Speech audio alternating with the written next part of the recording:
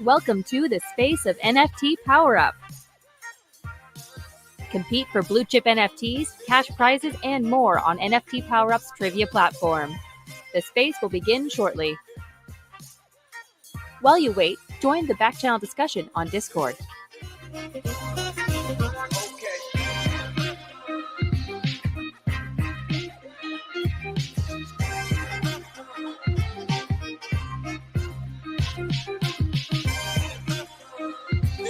Join us every Thursday at 9:30 a.m. Eastern Time for commentary on the latest Web3 news and to win big with NFT PowerUp's trivia gaming platform, nftpowerup.io.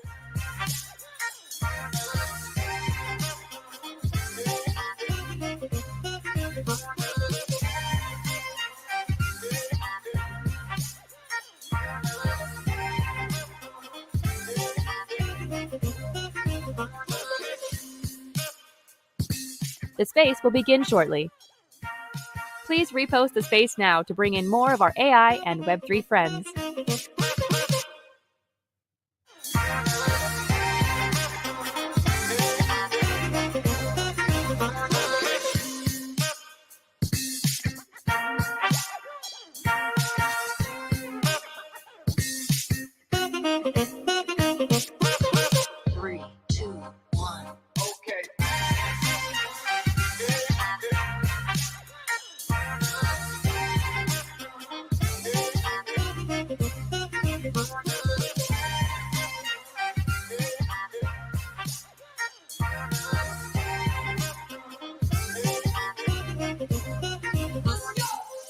Welcome to the space of NFT PowerUp. Compete for blue chip NFTs, cash prizes, and more on NFT PowerUp's trivia platform. The space will begin shortly. While you wait, join the back channel discussion on Discord.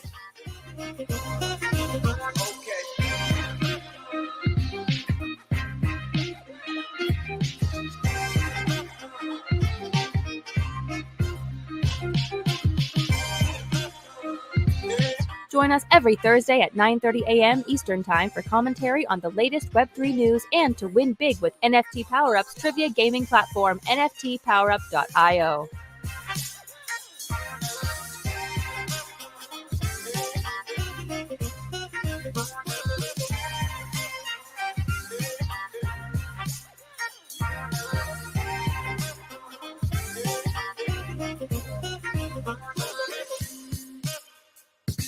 The space will begin shortly. Please repost the space now to bring in more of our AI and Web3 friends. Hello. How's everybody doing today? Yo, Ayman, all's good. How about you? MG, Sarah, Free Guy, Artfi, Hounds of Hell, how are you? King Kyle. I'm doing great, thanks. How are you doing? I'm good. Thank you for joining us here today. What news do we have, Sarah, to cover together today? You're on mute. Sorry. Yes. MG's laughing because this has never happened to him before, right? He was always on point. He's unable to miss that or so on. So yes, go ahead. Notifications are always on point. No extra sounds coming out of my end. Just to give context, every time, MG's on the space with us. His Discord and his WhatsApp always interrupt the space. He has them in the background running, and yes. Yeah, exactly. And funny enough, I was the person to point it out last time. So I guess karma's coming around. Yeah. There's karma. First of all, GM Web3, GM PowerUp Fan, GM Team, Artify Paul, King Kyle, Hounds of Hell. Super exciting to have you here with us today and can't wait to dive deep into what you guys are doing in this space. Before we kick things off, I just try to remind everyone to retweet the space so we can get everyone in on the conversations and enjoy the discussions that we have prepared for today. Second of all, just to give you a little roundup on how the space will be broken down. The first segment will be the industry topic coverage. And then we'll have a little AMA with our guests, Artify and Hounds of Hell. And then we're going to be announcing the trivia winners of last week, in addition to the new trivia that's coming out. So stay tuned and wait for that. And can't wait to dive deeper into everything. So, to kick this episode off, we've got one of the very exciting news of the week, at least it was to me, GTA 6. Ayman, did you watch the trailer of that? Yes, yes. It reminded me of playing GTA. It was, what version was it? What year? We're GTA 6 now. I'm guessing it was GTA 3. That was the, yes, playing GTA 2 and then GTA 3 came out. So, yes. And I've lost so many, I wouldn't say lost, but there were classes missed because of GTA on a gaming console. So, MG was just, just one more game, right? And then you come close to whatever the class was. I was like, okay, how important is the session today? Can I skip it? And so I was like, you know what? It's not important. I can make it up. And then, 4 hours later and 4 missed classes later, you'd be like, okay, what? I mean, you tomorrow. You start evaluating enjoyment versus education. Like, which one should I choose this time? And then MG did the 9 kicks in. Like, actually, no, this particular Tuesday, it's not important because you start to talk yourself into why it's okay to skip that class, right? So the same way we do with one more drink, 1 more hour, 1 more session, 1 more whatever, right? So one leads to another. Was GTA 3 the San Andreas one or yes. San Andreas, San Andreas, right? yes. Super exciting game. The same complaints are now like, is this good for everybody? There's a violent aspect of it, and is it pushing everybody to be violent? And what is it affecting our youth or so on? So I've survived GTA 3 and I'm not a violent person, and I'm able to build businesses and work with teams and build in the Web3 space. So I think it's the aspect of that is games affecting us this much is on the overrated side. Yeah, I agree. Some things are tabooed. Were you a Call of Duty player or like a Counter-Strike player? Those are a little bit more on the more aggressive side of things. Call of Duty and Counter-Strike. I wasn't as, GTA was something I spent more time on, and my skill set was better. Counter-Strike, I was not as good as my friends, obviously, because I didn't practice as much, right? So just a bit of background. During college, I was working as well. I was working part-time. So one of my regrets of working so early is that I've missed out on card playing sessions and being excellent at Counter-Strike 1.6, to be very specific, CS 1.6. So he knows which version he missed out on. Yeah. There should be a new Counter-Strike coming up. It was supposed to be during the summer, and I'm not sure what happened. I lost. I'll look it up again now. But I remember it was during the summer, and nothing happened. Are they still doing updates for Counter-Strike? The last time I've heard Counter-Strike was a really long time ago, and I'm just assuming people are just playing the same version I've been introduced to.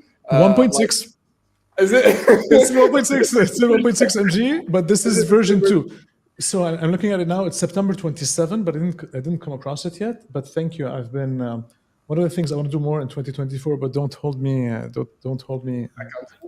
accountable to that. Is I want to spend more time gaming. It's on my list, but the last 3 weeks I haven't done anything. So I'll see what happens. Do you game with your kids? I use them as an excuse. So yes, of course I do, Sarah. It's good family time. We bond and so on. But yeah. Meanwhile, I'm hugging the controller and then on the TV. I can't wait for your kids to actually watch this episode a little bit further from today. But I'm interested to know, Paul, King of Kyle, are you guys gamers? Do you play GTA, Call of Duty, any of those games that we mentioned? Yeah. So I grew up. I'm 19, so when I've grown up, it's been video games. Started playing Minecraft, played all the Call of Duties. So yeah, I love games. I actually wasn't really into GTA. Me and my brother shared a PlayStation, and he bought GTA, and I didn't want to contribute towards it. So I actually wasn't allowed to play it back then. And I Wow. watched him. I played some of the missions and I went through it, but it really, realistically, it wasn't my style. I really didn't enjoy it as much. Obviously, the trailer, it's still, I'm probably going to give it a look out when it comes out 2025. But it's probably going to be an amazing game. What games did you play? Minecraft, Call of Duty, Fortnite when it came out. I played a lot of those. Like at first, my parents were very against it. They had the whole it's gonna no playing with guns, none of that type of things. And then eventually, as we got a little bit older, 12, 13, they were like, okay, they can give it a try. And then almost the obsession started, waking up early before school to play games. Yeah, so yeah, I've always played. I've always been a casual gamer, I will say.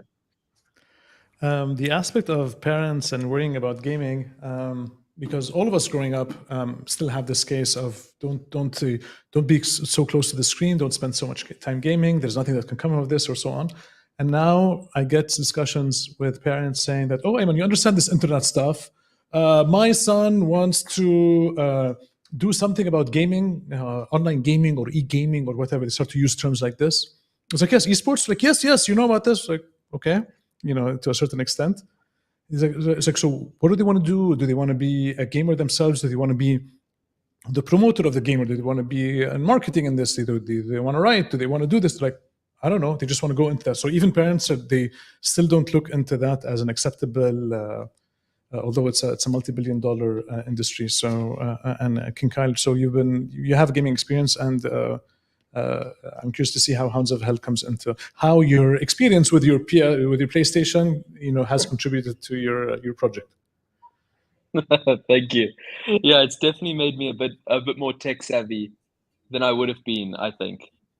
So yeah, it was definitely, I agree with you, that case of I had a friend and he was making money playing a video game. He was playing in tournaments. And my parents came up to me and they're like, how is your friend making money and you spend so many hours playing this game? What's happening? Why are you not making money? And I was like, I'm not good enough. They're like, how are you not good? You play so much. And yeah, so it's always been a bit of a conversation like that, but it was funny times. Speaking about making money, I don't know if you guys heard. I'm also still not sure if this is going to be a rumor or they're actually doing that in GTA 6, which is integrating the blockchain aspects of things.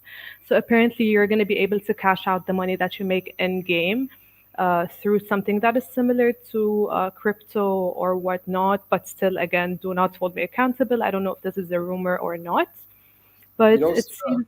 Sarah, for GTA 5, they also had similar rumor that maybe they'll be rolling out one update that allows people to cash out using crypto, but then Rockstar denied it. They didn't want anything to do with crypto and NFTs and so on. But maybe we might see that in GTA 6, given that now there is starting to become a bit more regulation around crypto, but we still haven't seen like the major players or the major gaming players adopt any type of crypto payment. But if they were to do so, it would be definitely under certain regulation in the US, and most probably it's not going to be like a known crypto like USDT. Most likely they might be creating their own in-game token. It would be in like an ERC20 token, and they can market it as this has no monetary value. This is not a financial token. This is just an in-game token that happens to be an ERC20 token, which users can send to each other via their wallets, or not wallet actually, maybe their pouches. They can call them pouches or whatever they call them. But this is how I imagine that they might do it. But so far, they have denied any blockchain or crypto introduction into GTA 6. Well, I hope they do regulate it that way, because I'm sure if they do not, we're going to have a lot of people that are going to go unemployed and just spend all of their time making that money off of cashing out from GTA 6. Yeah. And on the denial bit of Rockstar Games, MG, you just reminded me where their initial rating was, I think, of the game was 16 or 13 plus, PG 13 plus or so on. It was in traditional stores like Walmart and others. And then a few months into the game, it turns out that there was an Easter egg, there was a special level or whatever where you can unlock, and then there's something above 18. It was either you have sex or you bludgeon somebody or something. There was something that the rating has to definitely not be 13 plus or whatever it was. And then there was a big panic, and then the traditional stores had to pull out all of the off the shelves, all of the GTA games, so that they can change the ratings on them before putting them back in, or so on. So that bit of we deny that we will or will not do something is, I'm not sure. Yeah, it happens. And do you think it would be a slip from Rockstar, or do you think it's something that they should have been considered from the start? So, for example, when you say you play and then you unlock, do you think it's an update that wasn't accounted for in the original rating? I think it was more of, it's an Easter egg, like many game developers do. They place something there for somebody to randomly find, and then for them it's part of the building the culture of the game, irrelevant of the rating. That wasn't. I think that was a consequence of it. It was a different consequence of this. But what I feel will happen is once the market picks up, which it will, all of the games, whether they're native or not, are going to figure out a way to add an on-chain gaming NFT element, whatever it is. I always appreciate and admire Ayman's bullishness on the market picking up. Whenever we say bear market, he says no, not bear market. He's confident that the market's pulling up. I really love that. We need more people in the space like you, Ayman. Yes. The denial is strong with me, so we're good. I'm curious to hear from Artfi. Artfi, do you have any gaming experience? Did you play GTA? Hey guys, yeah, absolutely. I mean, I grew up as a kid playing those games as well, of course. GTA 3, Vice City, San Andreas. I never actually got to GTA 5, which is the big one, of course, right? Where they made all their big money and really became the powerful developer. But yeah, of course, I've been playing games my whole life. And I'm still do, not as regularly as I wanted, but unfortunately don't have the time for that anymore. But yeah, still play from time to time, but more strategic games these days, not really shooting and killing others. That's a bit, I don't know why, I just got bored after a while as well for me. And yeah, it's super interesting to see with GTA 6 whether or not they will have a blockchain component to it. I mean, I think all these, same with Steam saying super loud, like we're never going to go into anything crypto, right? Like I think once governments will allow the usage of crypto on a larger scale, all these platforms will join in. But I think it's just all about, you can only use a wallet there if it's registered through your name through some sort of a digital connection, like in Europe, a lot of countries have this where everything your ID has a chip in it and everything is linked to an online profile of yourself from the government. Once you can link a wallet to that, so they know exactly how much money you make from it, and so how much taxes you have to pay on that shit. I think once something like that is in place, all these games and the whole gaming industry will probably adapt crypto super fast, because it would only make sense, right? Like, why would you not make a game economy linked to an actual economy if there's so many people willing to spend money on it anyway? Mm-hmm. Yeah, I think paying tax is a big part of it.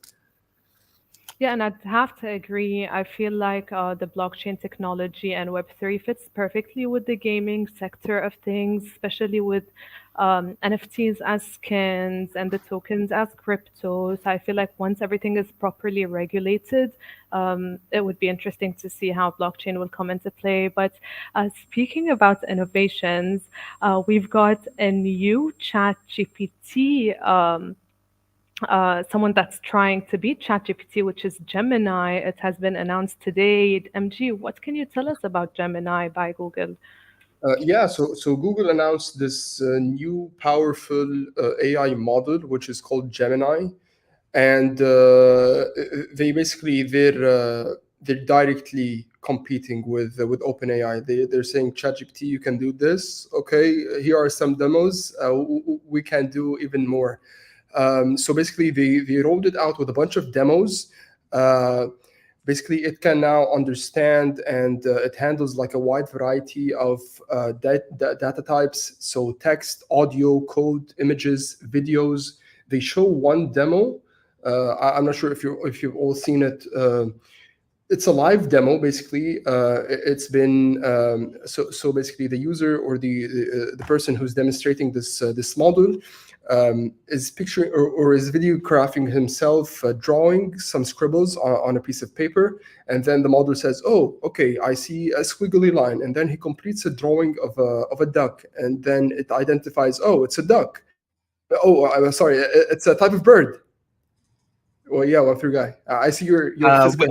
Yeah. We're raising hands even in StreamYard. I was like, I see your hand up with three guy. I have the video if you want to show it to the audience. Okay. Let's see a Let's do snippet. it. Let's do it. Yeah, it has some audio too, so everyone All will right. be able to understand it. Tell me what you see. I see you placing a piece of paper on the table. I see a squiggly line. What about now? The contour lines are smooth and flowing, with no sharp angles or jagged edges. It looks like a bird to me. What if I add this? The bird is swimming in the water. It has a long neck and beak. It is a duck. Yes. A duck is a type of waterfowl in the family Anatidae. Ducks are closely related to geese and swans. The duck appears to be blue. This is not a common color for ducks. However, there are some breeds of blue ducks. These are typically not as common as other duck breeds. It is more common for ducks to be brown, black, or white. Are you sure? What the quack? I was just talking about a blue duck, and now you're holding one. It looks like blue ducks are more common than I thought. Would this float?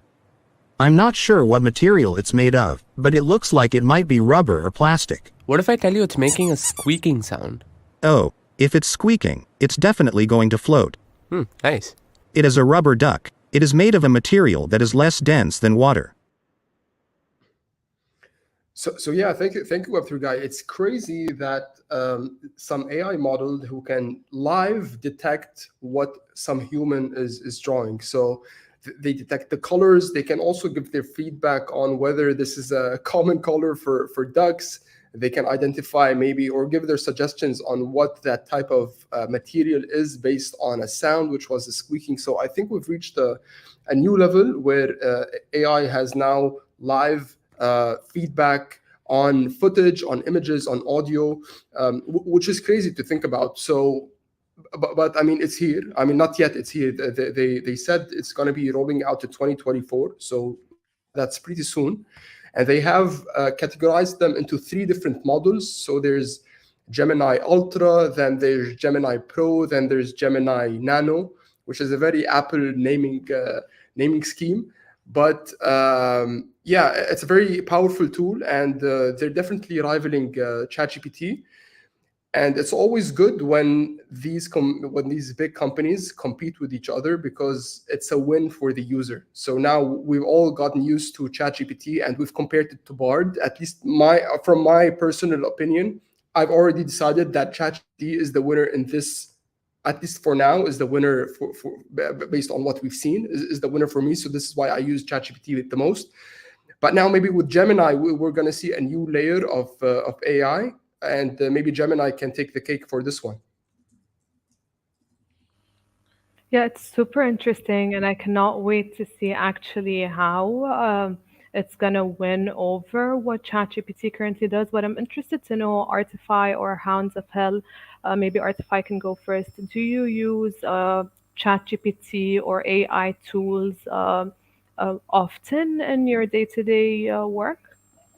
Oh yeah, daily, absolutely. I mean, it's really easy to. I mean, in the end, it's never an end product, right? For anyone that used ChatGPT, even a pro version, whatever they write, it's never the thing you can actually use in any sort of marketing, communications, whatever, because it's always too obviously AI written.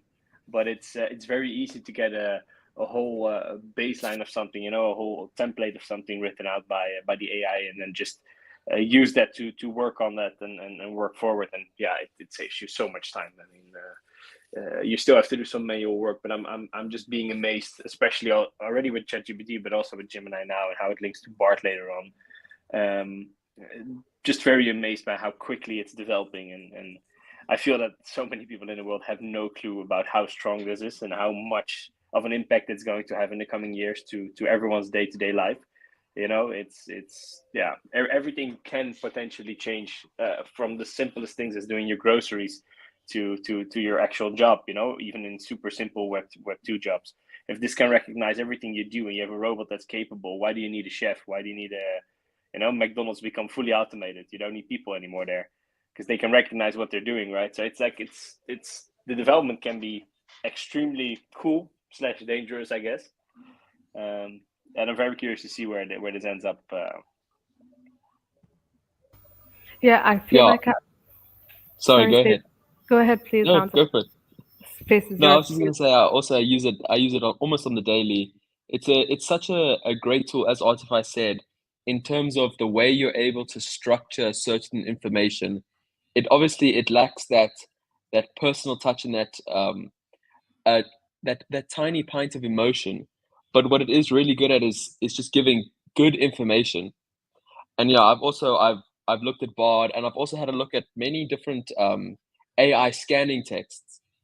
Because I was trying to look into how, if I ask it to, for example, I give it a text that I have written, and I ask it to copy my writing style, how human is that possibly to come out?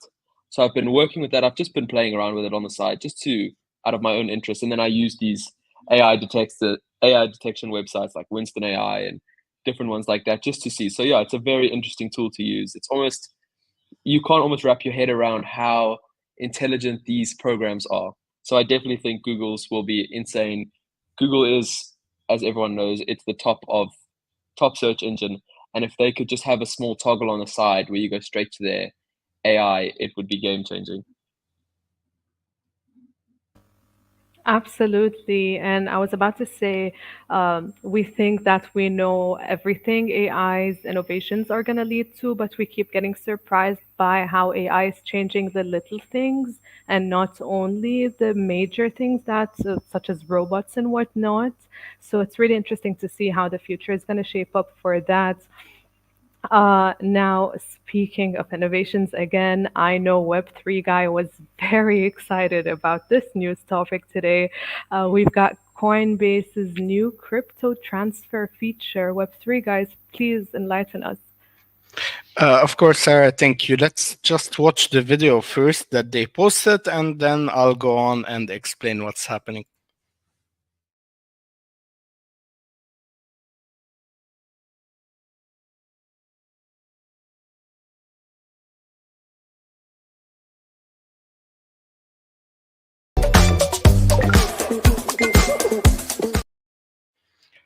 Okay, so basically the rest of the video is other languages, so they can show that it's compatible with not just English, but Chinese, Korean, everything else. So basically, it's a new way to transfer crypto. So what you only have to do is open your Coinbase wallet. You, let's say, choose to transfer 10 USDC, which as of now has 0 gas fees on Coinbase. You can transfer it with 0 gas fees.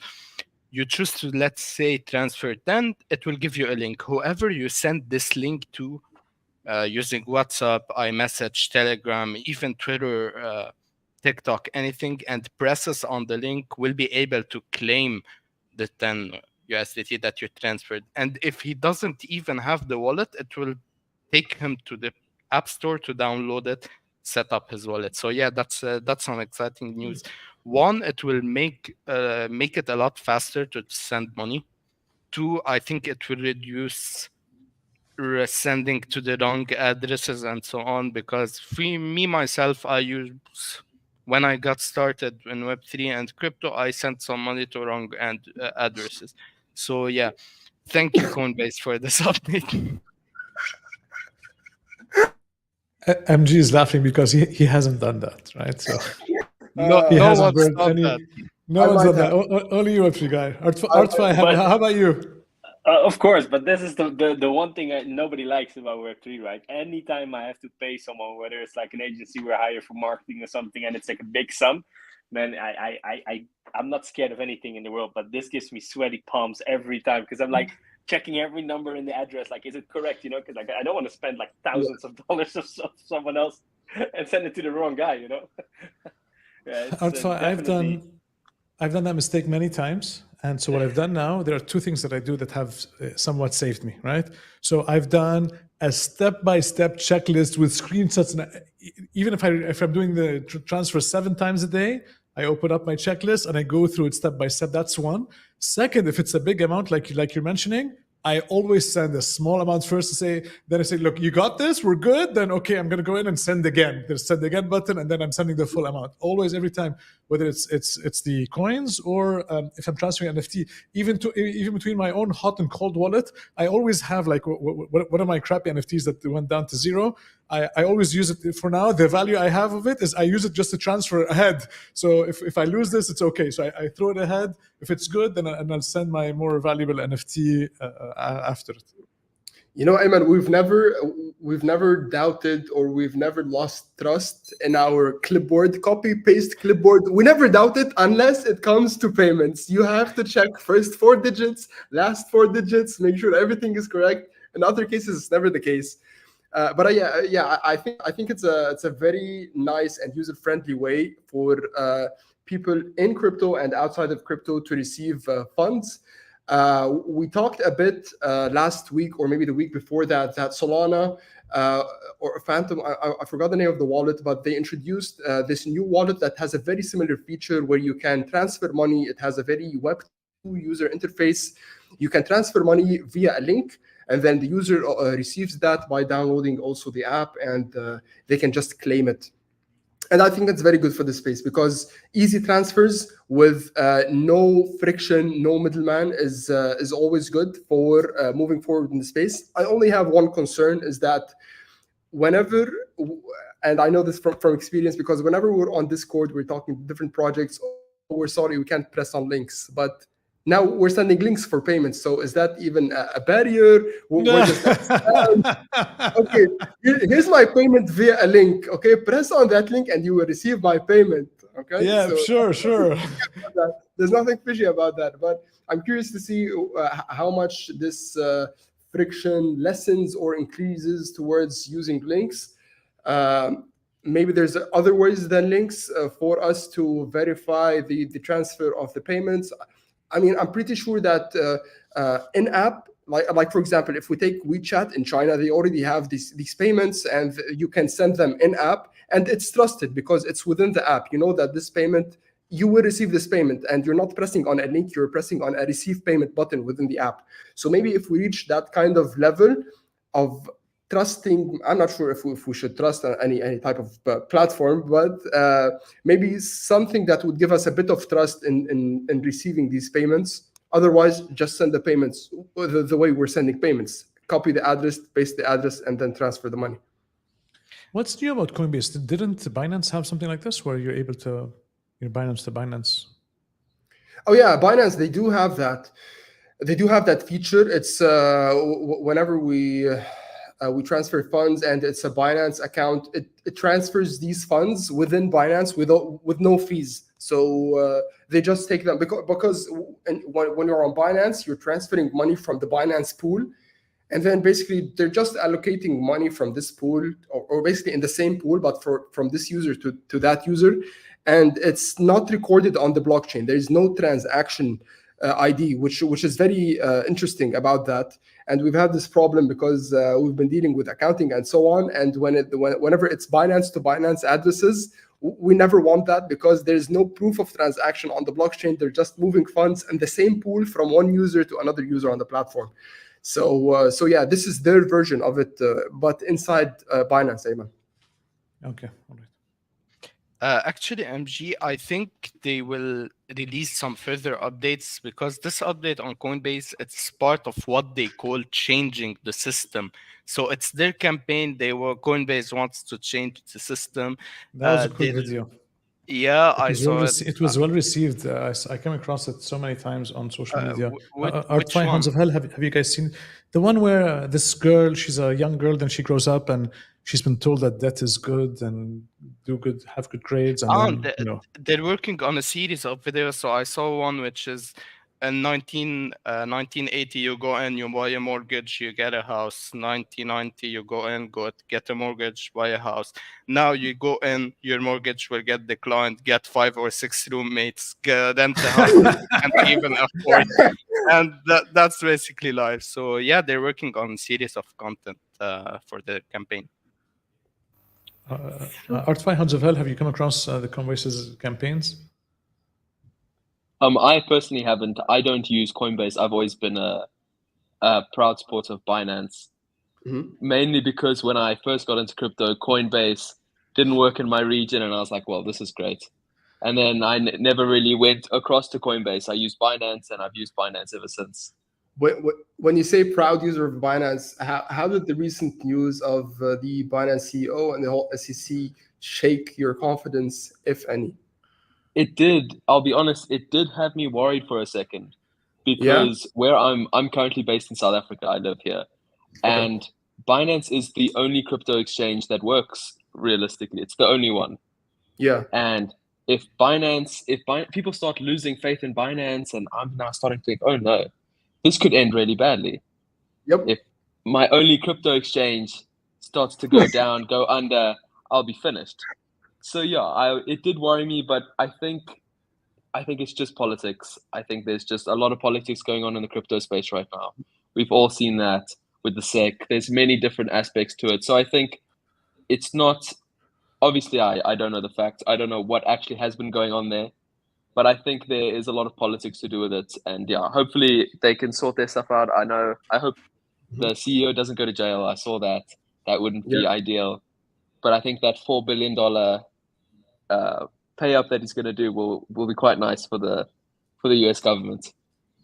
The lead of Binance, Richard Teng, his origin has been in compliance and working with government entities, and he was with different government entities helping them set up jurisdictions, and so he has that pedigree. Plus, he's been with Binance for a very, very long time. He's outspoken. He's become much more active on Twitter ever since he took this position, and he's been actively taking the lead inside the company and externally with others. So there's hope. I think the Binance will still have some ups and downs when it comes to the legal aspects that they have to go through and the fines. The media is going to have a field day. They're going to be very happy about all of that negative news as they feed on it. But then operationally, with new leadership there, they'll be able to overcome it. But you'll need, I'd say, 7 to 8 months until all of the legal aspects are behind them and the news have moved on to something else.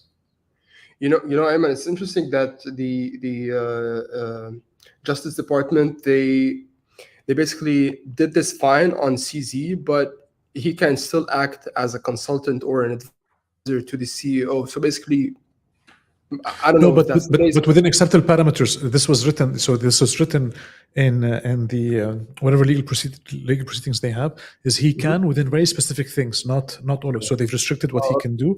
And also when CZ first spoke about what he's going to be doing next, he listed a few things, including advising them. But he did advise them within the. Within the aligned within the parameters we aligned on with the regulator or whatever. So there are restrictions on what he can or can't be involved in.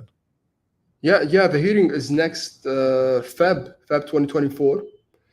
We'll have to stay tuned to see what happens next. But yeah, definitely, if Binance goes down, that's never a good sign for the crypto market. They hold a big share of the crypto exchanges, although they're a centralized exchange, and we've always been advocate of decentralization in this space.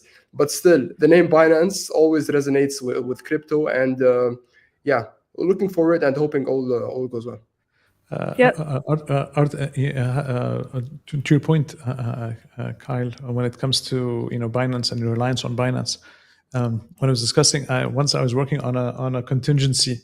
About if Binance goes down, what does that mean on what we do and our projects and so on? And my co-founder Fuad is like, hey man, if Binance goes down, the whole market is down. Everything shuts down. So don't even bother to work on contingencies. We're cooked. We're done.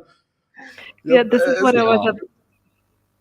Yeah, this is what I was about to say. And especially some people actually know crypto to be Binance, and they don't really know that crypto is a whole other world and it's not only dependent on Binance or Ethereum, because these are the names that have been big players in the space. But yeah, well, it's always risky and scary to hear anything touch these big names. There's a lot of FUD that is going to come with those. But what does not have fun and what is on the bright side is the moment we've been waiting for. I know, Artify, you have to leave soon. But please take the time to give us a little intro about what you guys are doing at Artify and how it's related to the Web3 space, so we can get into these segments for AMAs. Yeah, sure. I mean, I'm happy to give a quick introduction of what we do. Indeed, I need to leave in a couple of minutes. Unfortunately, I had another meeting scheduled at 4, which I already am pushing as we speak. Because it's interesting to be here. So feel free to invite me again in the future. I'm always happy to be here. It's a nice conversation. I like these spaces where we're actually talking about something that's happening, right? Instead of just everyone shilling their project and that's it. But let's go to the shilling. So yeah, Artfi is a company that fractionalizes real world assets, specifically paintings, by using blockchain technology, allowing everyone to start investing in fine arts, starting at $100. We have a first partnership with Sasha Jeffrey, which is one of the most renowned artists alive in the world right now, where we have a set of paintings that he created in a collaboration with Rolls-Royce, where he created 6 artworks, and then Rolls-Royce created 6 one-on-one phantoms with unique dashboards painted by him. And these 6 artworks are actually the 6 pieces that we have available for our first drop. These pieces are all currently valued at $1 million. And what we do at Artfi is that through blockchain technology, we fractionalize these into 10,000 smaller pieces, which we use NFTs for. But it's not a copy or a duplicate or anything like that. It's actually just an ownership token. We're truly using the meaning of what an NFT is supposed to be. And in that way, we allow people to start adding these fractions of artworks to their investment portfolio, start investing in art. And the reason is that art has been one of the best appreciating asset classes in the world. I mean, over the last 100 years, it's been outperforming most stocks, it's outperforming commodities, gold. But it's super inaccessible because these artworks are all valued at millions of dollars, and yeah, not many people can just drop that on a piece of art. And yeah, we're utilizing Web3 to create a solution for this, and yeah, make it accessible for everyone. And we like to say for everyone in the world. We feel that $100 is almost everywhere in the world an accessible amount if you want to start investing into something. With the experience in Web3, seeing a lot of the African and South American and South Asian countries participating as well, that yeah, that should be a barrier that's low enough for them to or high enough for them to enter at least. So yeah, that's why we feel that with Artfire we're really allowing everyone in the world to start investing with art. We also have our native token that will come in Q1, hopefully. I mean, I'm very tricky on saying dates because this changes all the time due to a whole range of different aspects. A lot of legal stuff, of course, because we're Dubai based, we're fully legal, we're fully compliant with all the things that we need to have, all the licenses, etc. And that's also the way we want to do it. So that might sometimes mean that there's a delay. But yeah, we'll have our own native token, which is the Artfi token, which is a revenue sharing token, through which we allow people to start investing in an art company. So not just in the art itself. So imagine you can invest in Sotheby's or in Christie's. These companies make millions and millions of dollars in profit. So it would be great to have exposure to that as well. And what Artfi does as a company is it utilizes 30% of its revenue to buy back Artfi tokens from the public market and burn those tokens. So it's a deflationary supply, and by using our revenue to burn the tokens of the public, so to say, we are continuously increasing the value of the tokens that are held by people, and in that way sharing our revenue and giving people exposure to it. So we have basically 2 main things that we're bringing to the market. One is the opportunity for people to start investing in fine arts through our fractionalization program with NFTs. And the other one is for people to start investing in a fine art company through our native token. I do have questions. Of course, let's get them. So your target audience are people who want to go into art, fine art specifically, expensive fine art, but they can't afford the full piece of art, so they would buy a fraction of it, which eventually they will sell for a profit. Is that the case? Yeah, so to give a little bit more explanation there, indeed that's the target market, which is 99% of the world, I guess. But the idea is that we invest in an artwork, we get it on consignment, meaning we're allowed to sell it, but we don't have to actually buy it before that. And then whenever we sold all the shares, we actually buy the artwork from either our artist or a collector, because obviously if we work with a Picasso or something like that, the artist itself is not around anymore, unfortunately.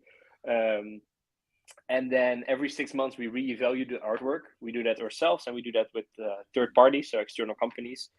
And based on that, after 2, 3, 4 years, of course, we have a projection, and once the projection is met, and we have seen a great increase in the value of the artwork, we basically go to all the holders and we tell them like, hey guys, we are planning to sell off the artwork because we believe the increase has been tremendous over the last few years, and we believe it might stagnate a little bit, some scenario like that. So after 2, 3, 4, 5 years, we sell the artwork and we airdrop the holders the equivalent of 1/10,000th of the value of the actual artwork whenever we sell it. In the meantime, we will have our own marketplace on our website where people can continuously sell their shares, so their NFTs, meaning they become much more liquid. So it's not an investment that's locked for an X amount of years. You can continuously sell and buy them. We often get the question, what happens then when people start selling below the actual value of the artwork? They can do that. That's up to them. If they need quick cash, they obviously can ask for half the price. But obviously, I wouldn't say we as a company will start buying them up, but it would be weird for us not to do that because we know that the art is valued at an X amount and it will be sold for that amount again. So we're not too worried about that because it's all backed by the actual value of the artwork. So it's never a speculation on the value of the NFTs, basically. That's. And you mentioned Dubai and legal and compliance. Can you tell me a little bit more about that? Is it what type of compliance or legality has been required of you as part of your project? I'm definitely not in the legal team, so I'm going to be very careful with what I say and what I don't say, of course. But I've been in Dubai for a couple of years myself as well, and I've worked closely with people at the DMCC and now recently at VARA, which is the new licensing entity basically in Dubai that goes about all the virtual assets, so anything Web3. There's just a handful of licenses that you need. The initial first ones are quite easy. You can just apply for them through something like the DMCC or the DIFC, which are basically free zones within the country, and then they will get you the licenses. And now the new VARA licenses, which is basically the big thing, which Binance was the first one to acquire ever, is basically the main license from the government saying like, yeah, you're allowed to do anything Web3 within our country. But I don't know the finer details of it. I know we're in the process of talks, but where we are or whether we have it or not, I'm not too sure. No, that's fine because I'm familiar with the MCC and VARA and the IFC, and I was curious about VARA's requirement in your case because are they treating the fractional NFTs as asset? Are they treating the fine art as an asset? What's the part here that they're trying to protect, and in turn you have to protect your clients? That part for me wasn't clear as a concept. Yeah, but what I believe it's the actual the digital versions or the NFTs in that way, because they are not. It's a bit tricky because obviously RWAs becomes a big thing in the next bull. What everyone keeps saying, and with all these CMG, the next bull. Yeah, I'm not complaining, Damon. I'm not complaining. Hey, I mean, we're first gonna implode in a couple of days probably because the rise has been way too big. But then once we're back down a little bit, that's when we start moving up, I guess. But no, it looks super bullish in the market now, indeed. But yeah, so it's the VARA really puts the focus on the digital aspect of it, so not the actual painting, from what I understood so far. Okay. But that makes it a bit difficult, of course, because I don't think they have that in place, because they were really set up for more like crypto native Web3 blockchain type of companies, and us adding, an actual physical painting to it makes it a bit harder. But yeah, that's where we are. I have a now. question about the art itself. So I went on your website. I saw that you're basically marketing that one can own a piece of a Picasso or a Monet, and so on, or a Van Gogh. So basically, my first question would be: is that how do you guys have access to those artworks? Do you own these artworks? Are you purchasing them afterhand, or like what's the deal there? So the founder of the company, Asif Kamal, is a very, very renowned art dealer in India. He has his own gallery as well. He knows all the Indian masters, the ones that are alive still, of course. And he has been in that business for a long time, also meaning he has a great network for acquiring art pieces. It's surprisingly easy to get involved with parties that are selling very high tier art pieces. It's a bit more difficult for us because we want them on consignment, meaning we sign a document stating that we have the rights to sell the piece, but we don't have to buy the piece yet. That's just a basic thing that happens in the art space. And obviously then we first do all our research, we check the provenance, etc., make sure the art is what it's supposed to be. And then once we have an art piece that is signed with us, we put it live on the website and allow people to start investing in it for an X amount of time, hoping to sell it out within the time frame. So there's a company in the US called Masterworks, and they do something very similar to this already, but then Web 2. So basically, they put their art pieces, their paintings in an LLC, and then you buy shares in the LLC. So it's the same concept of fractionalization, but then way more difficult, I would say, compared to it being super easy through blockchain. Because the idea of fractionalization isn't new, but that's basically how we source pieces, and then most of the things that we're sourcing are just directly through our founder because of his network. All right. We want to be mindful of your time. So where do people go to connect with Art5? Where do you want to send them? Is there any important dates or any important drops, or art releases that you have that you want to bring up? Yeah, so right now we haven't launched anything yet. We're still in the pre-launch phase, basically, and we have been there for quite a bit due to the various reasons mentioned earlier with either legalities or partnerships that we're still working on in the background. But people can follow us through our Twitter. I think that's the most accessible. We have a community in Discord, but our community is locked behind basically a questionnaire, because we only want to really get quality people in that really are interested in what the project does and discuss art and discuss investment opportunities, etc.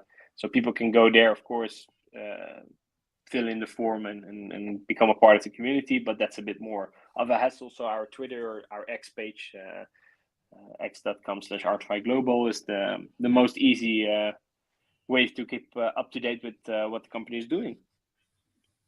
Okay, great. Thank you, Art5, for sharing your project with us. Please feel free to step out to take care of your other thing. I we look forward to hearing more from you. Thank you so much, guys. I really appreciate being here, and I hope to join again in the future. Of course. Thank you. Thanks. Have a great day. Next, we're moving on to King Kyle. How's it? Thank you. So tell us more about Hounds of Hell. Let's start with the name. What are we talking? Right, it's such a powerful name. Hounds of Hell, the original, the backstory of it was, I'll give you a bit of a more in-depth backstory.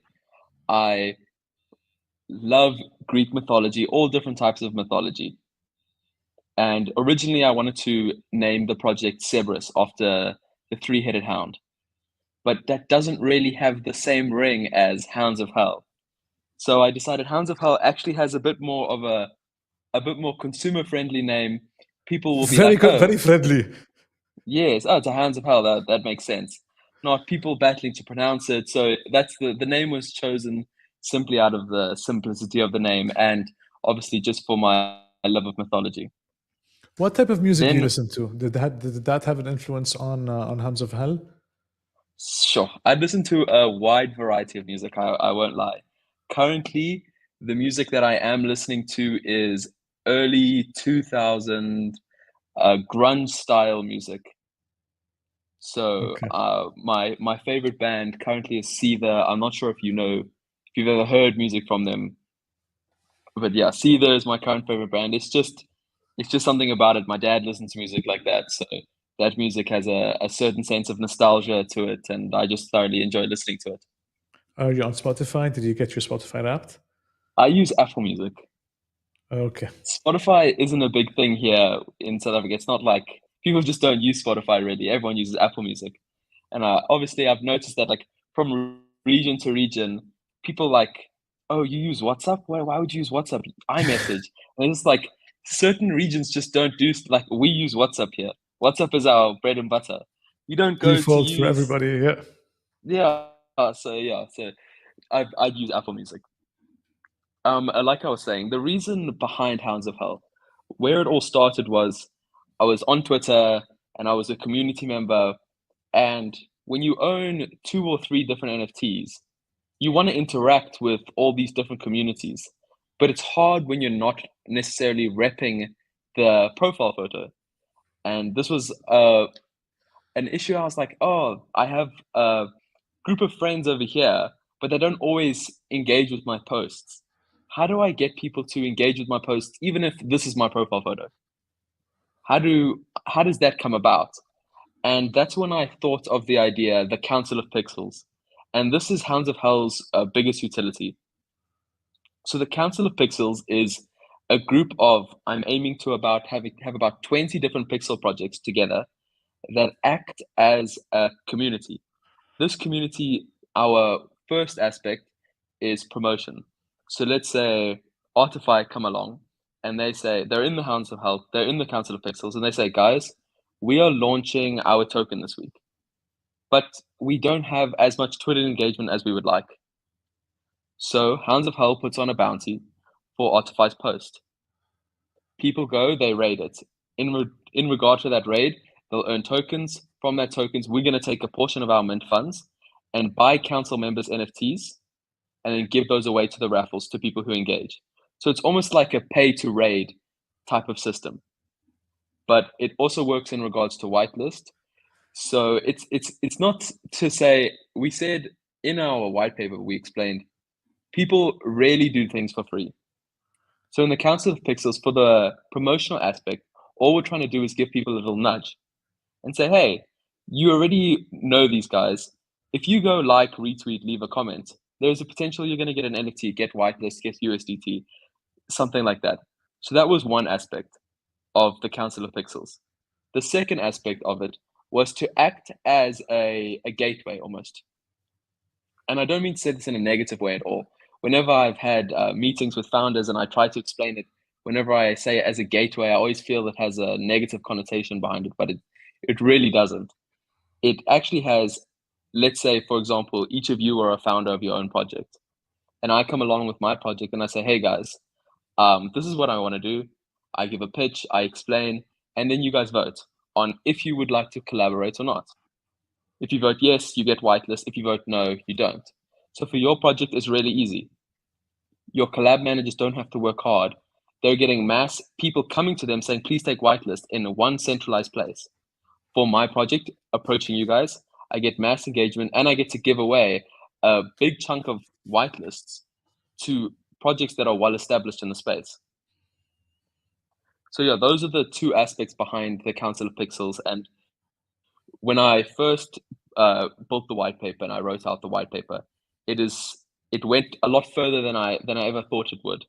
So now our white paper it's on our in the link of our bio, and if you want a more in-depth read, there's a lot of information there about what we plan to do along the future. But for the time being, that is our main goal. It's building the Council of Pixels.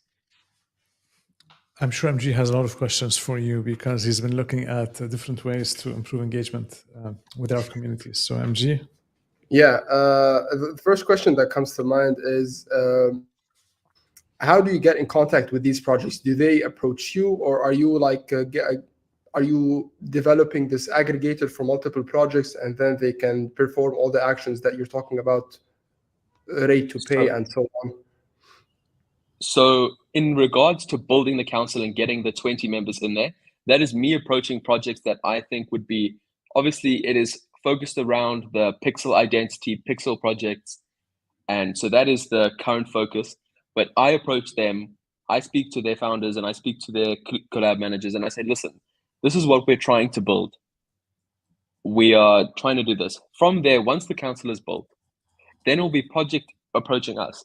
Just like how if you're starting a project, people are reaching out to you saying, hey, how can we get whitelist? Okay, we're going to give whitelist to 800 whitelists to these 20 communities. And it's quick, it's easy, it's efficient, and you're really getting value for your whitelist to say, because they're going to well-established projects. So that is how it would work in that regard. And we know when projects usually they want to give out whitelists, they usually have some tasks that they want the users to do, or maybe some quests that they want them to finish. Are you also on the part of handling those as well, or is it on the project to decide what the users need to do? Okay, so my approach on this is a little bit different, just in regards to the way I view NFTs. In Web 2, you always see the investor. You always see, let's say if I have an idea, you always see I would be going to you saying, hey, I have this idea, do you want to invest? In Web3, it's the complete opposite. You have me going to the project saying, please can I invest? Please can I invest? So in that regard, it wouldn't really be, there would be no real, like, you must type 1,000 messages in the Discord or something like that. It would be simply, you follow them, you join their Discord, you give them your wallet. But that is simply based because of how I have viewed it's the complete opposite of what the investing is like in the real world versus the Web3 world.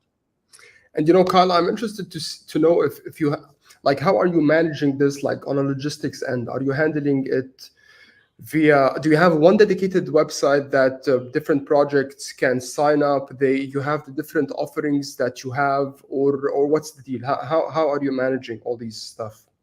So how that will be managed is in our Discord, there is a specific role for knighted projects. That's what we call members who are in the council. They're knighted projects. Those knighted projects, then all they have to do, there'll be a pitch that comes through, completely managed by my team. Mm-hmm. They vote. Are they interested or are they not? They read a small paragraph. What is the project offering? Something like that. It's not having to reach out to 20 collab managers. It's really simple, and we've really narrowed it down to, you read this, are you interested or you're not interested? And then from there, we say, okay, this many people are interested. These are the projects. How do we move forward? So that is the aspect so basically, to that. So you're handling everything inside your Discord, is that correct? Yes. All right, that's awesome. These are all my questions. Sarah, Ayman. Yeah. Thank you, MG, and thank you, King Kyle. Ayman, do you have any questions before we move to our next segment? Where do we send them? Where do we send people to on Hounds of Hell? Where do you want to recommend people go? Go to Hounds of Hell on Twitter. From there, you'll be able to go to our Discord. Twitter is the main place where you'll be able to get in touch with us. Awesome. Thank you so much, King Kyle. It was great to hear about what you're building in the space, and best of luck on your project moving forward. And thank you for the insights that you shared during this phase as well. Now the time has come for everyone's favorite moment, which is announcing the trivia winners. Web3 guy, hit us. Let's go. Get ready, everyone. We're about to announce this week's trivia winners. Ready? Here we go. In third place, the winner is Little Miss Paper. In second place, big cheers for Ace. And now, the moment of supreme glory. This week's trivia master, the champion of champions, is Dr. Allen. Thanks to all who played. Be sure to join NFT PowerUp for another thrilling round of trivia. Who knows, you could be our next big winner. turn on your notifications.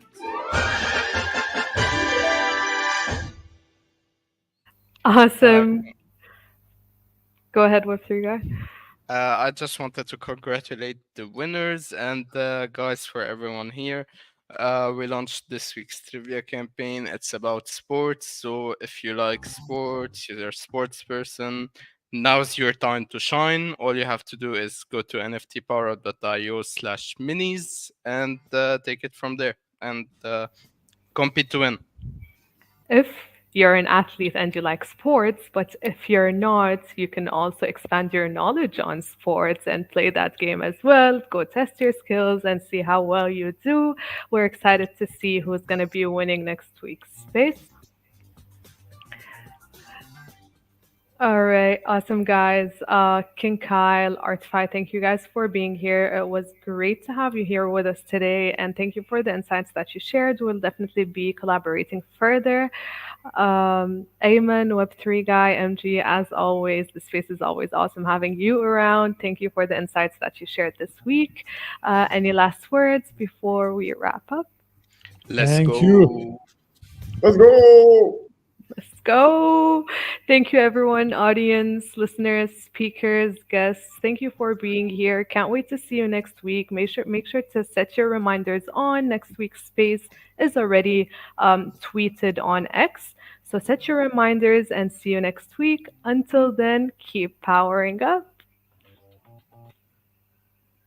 Join us again next Thursday at 9:30 a.m. Eastern Time. We hope you have enjoyed listening and gained valuable insight into the world of AI and Web3. Until then, keep powering up.